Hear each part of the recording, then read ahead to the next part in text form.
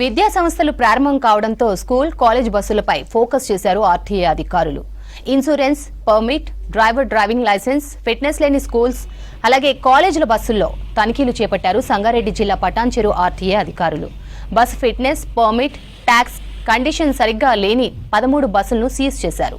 Schools యాజమాన్యాలకు బస్సుల ఫిట్నెస్లపై అవగాహన కల్పించామన్నారు RTA అధికారులు. అయినా కూడా నిర్లక్ష్యంగా ఉంటూ విద్యార్థుల భద్రతను పట్టించుకోకుండా ఫిట్నెస్ లేని బస్సులను నడుపుతున్నారని తెలిపారు. అలాంటి వారిపై కఠిన చర్యలు తీసుకుంటామని హెచ్చరించారు పటాన్చెరు ఆర్టీఏ విజయారావు.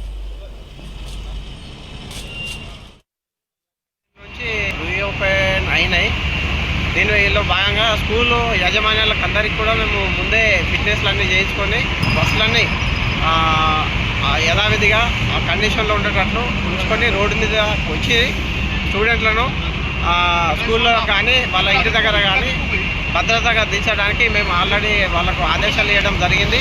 అయినా మా విధిగా మేము మరి ఇంకేమైనా ఫిట్నెస్ కాని బస్సులు ఉంటే మేము రోడ్డు మీద